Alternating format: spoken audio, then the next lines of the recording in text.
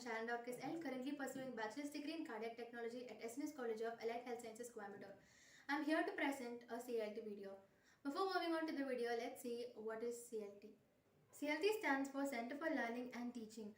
It is one of the 5 pillars and it is also the first pillar, which is the basic foundation of all the pillars. CLT is a learning concept that helps to connect between the material thought to the real world situation that can be applied to the daily life.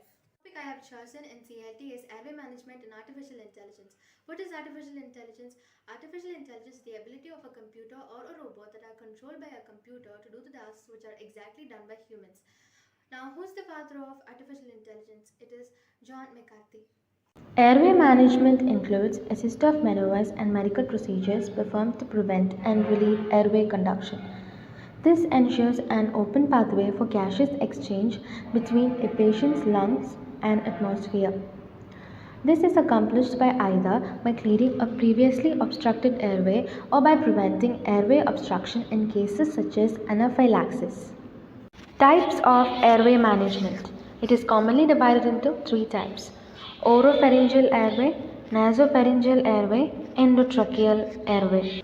An oropharyngeal airway is a medical device called an airway adjunct used to maintain or opens a patient's airway. It does this prevents the tongue from covering the epiglottis, which could prevent the person from breathing. The measurements are: the OPA is sized from the center of the mouth to the angle of the jaw. Nasopharyngeal airway is a soft rubber tube or plastic tube inserted into the nostril and advanced along the floor of the nose. The uses are: a nasopharyngeal airway is used to assist with patient oxygenation and ventilation in patients who are difficult to oxygenate or ventilate through bag mask ventilation. The advantages are: the main advantages of NPA or OPA is that can be used either in conscious or unconscious individuals because the device does not stimulate the gag reflex.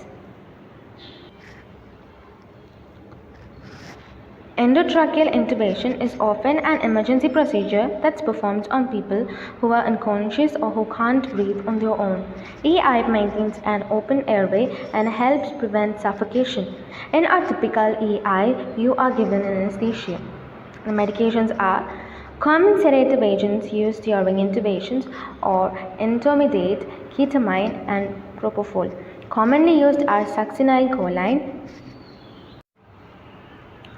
Uses of airway management: to control the airway properly during the cardiac arrest, to optimize ventilation, to use airway adjuncts properly and effectively, to provide supplemental oxygen properly and effectively, maintenance of adequate oxygen, advanced airway performs in critical injured ill or anesthetized patients to facilitate ventilation and prevent the possibility of asphyxiation or airway obstruction. Securing and monitoring are the key requirements of appropriate therapy in the emergency patients.